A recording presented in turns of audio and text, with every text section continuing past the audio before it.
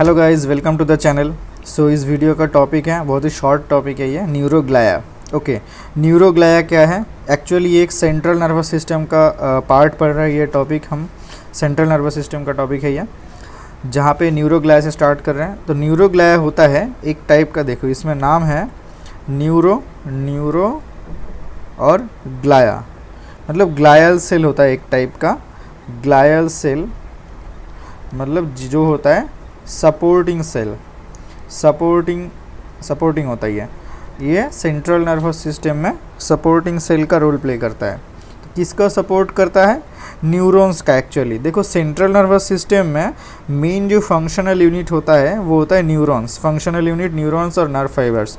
देखो सीएनएस में बोला जाता है तुम्हारा सेंट्रल नर्वस सिस्टम का, मतलब जो नर्वस सिस्टम है जो मेनली दो टाइप का होता है, एक सेंट्रल नर्वस सिस्टम और दूसरा होता है PNS, peripheral nervous system. Okay, peripheral nervous system का फंक्शनल यूनिट नर्व फाइबर्स बोला जाता है, और उसी को सेंट्रल नर्वस सिस्टम में कौन सा क्या बोला जाता है? न्यूरॉन्स। ओके, सो ये जो न्यूरॉन्स है, न्यूरॉन्स का सपोर्टिंग सेल होता है ग्लायल सेल्स। ओके, तो इसीलिए इसका नाम बोला जाता है न्यूरोग्लाया, न्यूरॉन्स का सपोर्टिंग सेल्स।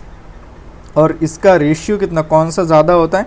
न्यूरॉन्स अगर एक प्रेजेंट होता है तो उस एक के लिए 10 न्यूरोग्लाया होता है, मतलब 1:10 रेशियो में न्यूरॉन्स और न्यूरोग्लाया का क्वांटिटी मतलब प्रेजेंट होता है मेनली। अब देखो टाइप्स, किसका टाइप्स देखना है, ये है न्यूरोग्लाया का टाइप्स है।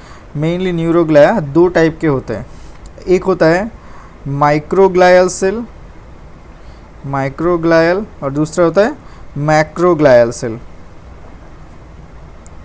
ठीक है, तो एक्चुअली तीन टाइप्स मेनली इसका होता है। मैक्रोग्लायल सेल्स का मेनली फर्दर 3 टाइप्स का क्लासिफिकेशन होता है। एक होता है एस्ट्रोसाइट्स, दूसरा होता है ओलिगोडेंड्रोसाइट्स, और तीसरा होता है Schwann cell, sorry SCHWANN, Schwann cell. ये 3 मेन टाइप्स होते हैं। इनमें से एस्ट्रोसाइट्स को फर्दर क्लासिफाई किया जाता है, होता है प्रोटोप्लाज्मिक एस्ट्रोसाइट, और दूसरा होता है ये फाइब्रस एस्ट्रोसाइट।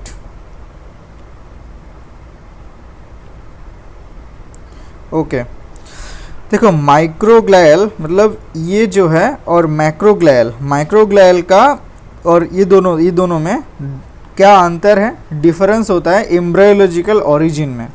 ये होता है माइक्रोग्लाया ब्लड मोनोसाइट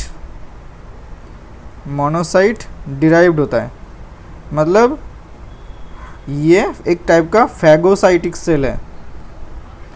मोनोसाइट अगर टिश्यू में वो जाते हैं, टिश्यू में मोनोसाइट को क्या बोला जाता है? ब्लड मोनोसाइट को उसे बोलते हैं मैक्रोफेज।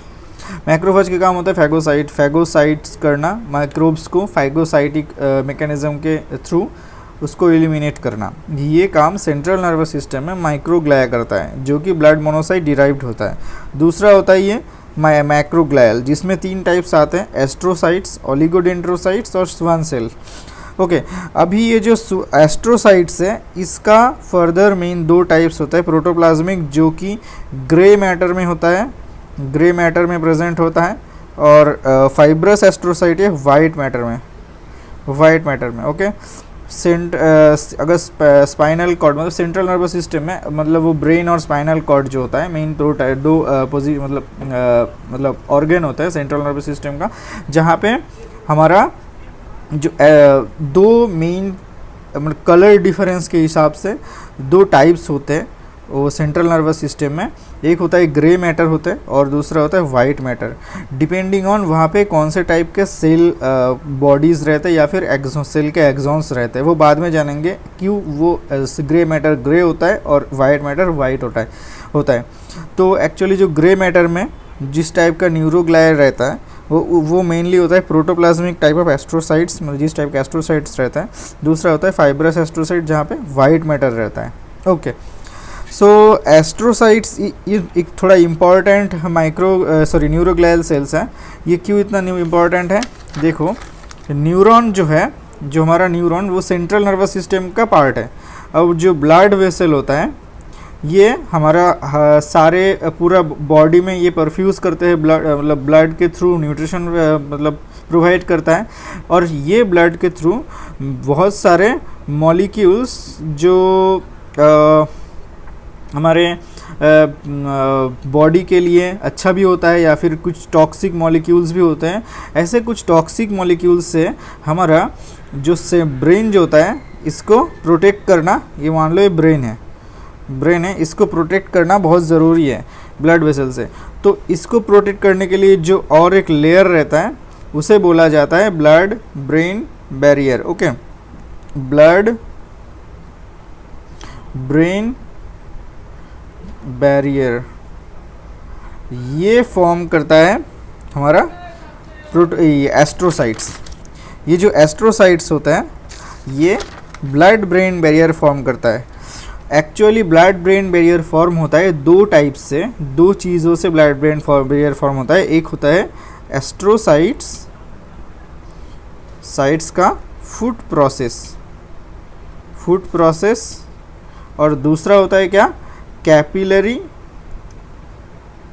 Endothelial cell. ये क्या होता है, एंडोथेलियल सेल।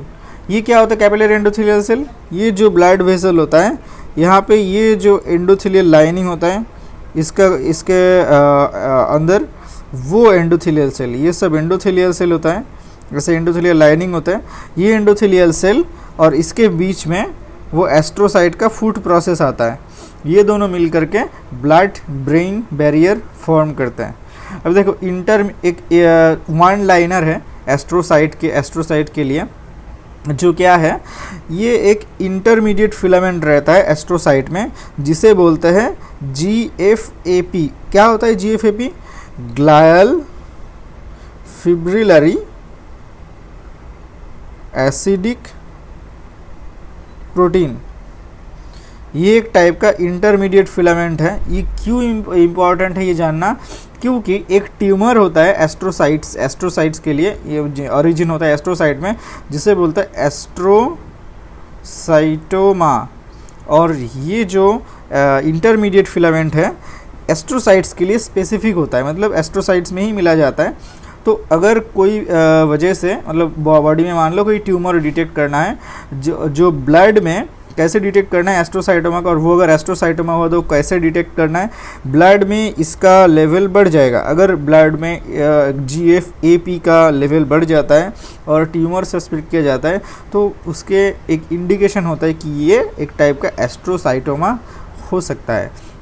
क्या मतलब हुआ है, क्योंकि ये स्पेसिफिक होता है एस्ट्रोसाइट्स के लिए ये प्रोटीन। ओके, तो फंक्शन पढ़ रहे थे इसका एस्ट्रोसाइट्स का। एक तो हो गया ब्लड ब्रेन बैरियर फॉर्मेशन, दूसरा होता है साइनेप्टिक क्लियरिंग।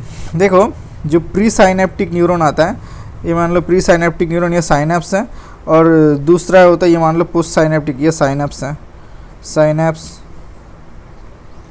साइनेप्स में यहाँ से मान लो ACH है, एसिटाइल कोलिन, ये यहाँ पे साइनेप्स में सिक्रीट हुआ प्री साइनेप्टिक न्यूरॉन, और ये पोस्ट है।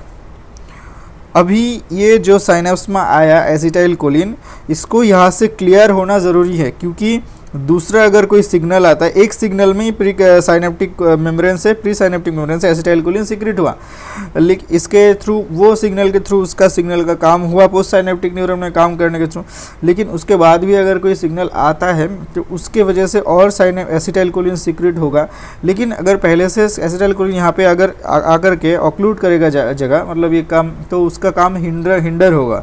तो इसकी वजह से ये पहले जो एसिटाइल कोलिन सिक्रेट हुआ था उसको क्लियर करना ज़रूरी है। तो वो कौन करता है, ये करता है हमारा एस्ट्रोसाइट्स। इसके साथ क्या करता है, क्या साइनेप्टिक क्लियरिंग करता है, न्यूरोट्रांसमीटर, एसिटाइल कोलिन एक न्यूरोट्रांसमीटर हुआ, न्यूरोट्रांसमीटर एंड पोटाशियम, ये दोनों चीज़ों का क्लियरिंग ये एस्ट्रोसाइट्स करते हैं। दूसरा क्या है, दूसरा था क्या, blood brain barrier formation. Okay, तो ये दो इंपॉर्टेंट फंक्शन है। अब देखो ये जो ओलिगोडेंड्रोसाइट, देखो एक तो हो गया हमारा प्रोटोप्लाज्मिक मतलब एस्ट्रोसाइट्स जो है, एस्ट्रोसाइट्स माइक्रोग्लियल सेल में, सॉरी मैक्रोग्लियल सेल में। माइक्रोग्लिया तो समझ लिए, ये तो एक फैगोसाइटिक सेल है जो डिफेंस बॉडी के मतलब सेंट्रल नर्वस सिस्टम के डिफेंस मैकेनिज्म का थ्रू मतलब मैकेनिज्म जैसे काम करता है। और ये मैक्रोग्लियल सेल में एस्ट्रोसाइट्स को पढ़ लिए, बाकी रह गया ओलिगोडेंड्रोसाइट्स और श्वान सेल। ये दोनों जो है मेनली इसका काम होता है माइलिनेशन करना, मतलब न्यूरॉन्स का माइलिन शीथ फॉर्म करना, ओके, न्यूरॉन्स या फिर नर्व फाइबर्स का। लेकिन इसका कुछ डिफरेंस है इन दोनों में। ये ओलिगोडेंड्रोसाइट सेंट्रल नर्वस सिस्टम में मतलब न्यूरॉन्स को माइलिन करता है, माइलिनेशन, न्यूरॉन्स का माइलिनेशन करता है। और ये क्या करता है, ये पीएनएस में Schwann cell peripheral nervous system में नर्व फाइबर को माइलिनेशन करता है, ठीक है, माइलिन करता है।